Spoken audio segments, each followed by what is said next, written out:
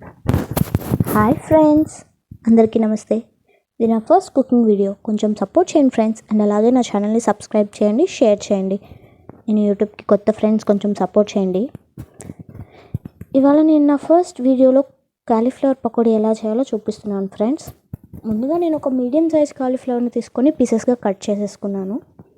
And అది clean చేయడానికి వాటర్ని బాయిల్ చేసుకుంటున్నాను ఫ్రెండ్స్. వాటర్ బాగా మరిగాక స్టవ్ ఆఫ్ చేసి కట్ చేసుకున్న కాలీఫ్లవర్ పీసెస్ని అందులో యాడ్ చేసుకుంటున్నాను. చూసారు కదా, వీటిని అలాగే ఒక 10 నిమిషాల పాటు వదిలేస్తున్నాను ఫ్రెండ్స్. ఒక 10 నిమిషాల తర్వాత వాటిని వడకట్టి తీసుకుంటున్నాను. కాలీఫ్లవర్ పీసెస్ని పక్కకి తీసుకొని కొంచెంసేపు చల్లారబెట్టుకున్నాను ఫ్రెండ్స్.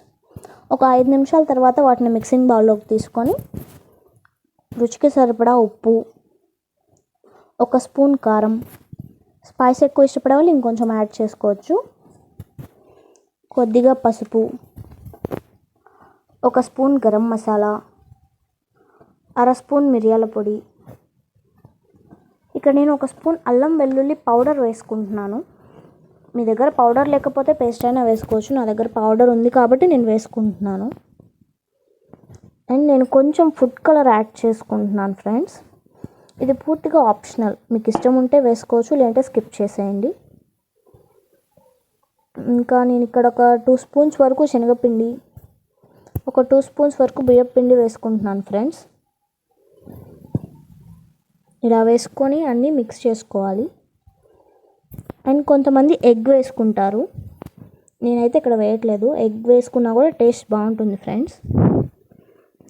ఇష్టం ఉన్న వాళ్ళు వేసుకొని ట్రై చేయండి. అండ్ ఇక్కడ నాకు మిక్స్ చేయడానికి కొంచెం వాటర్ అవసరం పడ్డాయి, యాడ్ చేసుకుంటున్నాను. మీకు అవసరం పడితేనే యాడ్ చేసుకోండి. నేను ఆల్రెడీ స్టవ్ మీద ఆయిల్ హీట్ చేసుకుంటున్నాను. ఇలా బాగా మిక్స్ చేసుకోండి.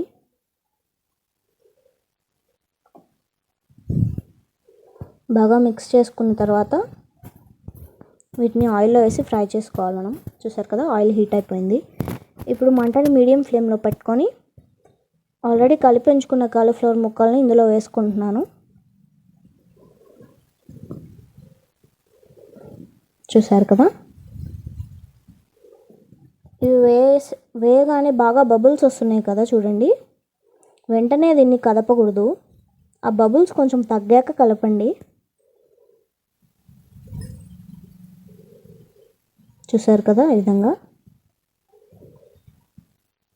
ఇలా కలుపుతూ ఒక 2 మినిట్స్ వరకు ఫ్రై చేసుకోండి.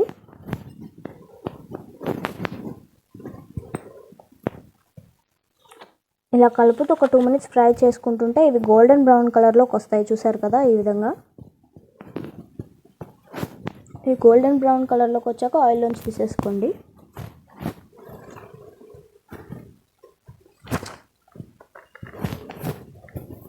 అండ్ నేను సెకండ్ రౌండ్ కూడా వేసుకుంటున్నాను.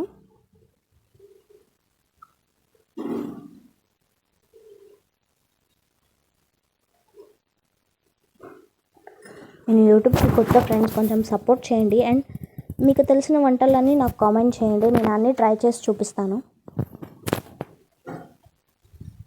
నాకు తెలిసినవన్నీ నేను చేసి చూపిస్తూ ఉంటాను.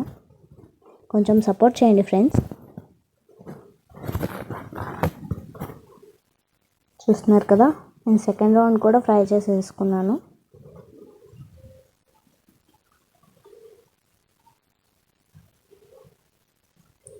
ఫుడ్ కలర్ వేసుకుంటే బాగా కలర్ఫుల్గా వస్తుందని నేను వేసుకున్నాను. ఇది హెల్త్కి అంత మంచిది కాదు అంటుంటారు, బట్ కొంచెం కలర్ఫుల్గా ఉంటే బాగుంటుంది కదా అని నేను వేసుకున్నాను. మీకు ఇష్టం ఉంటే వేసుకోండి. అండ్ ఇందులో ఒక 4 నుండి 5 పచ్చిమిర్చి చిలుకలు, కొంచెం కరివేపాకు ఫ్రై చేసుకుంటున్నాను.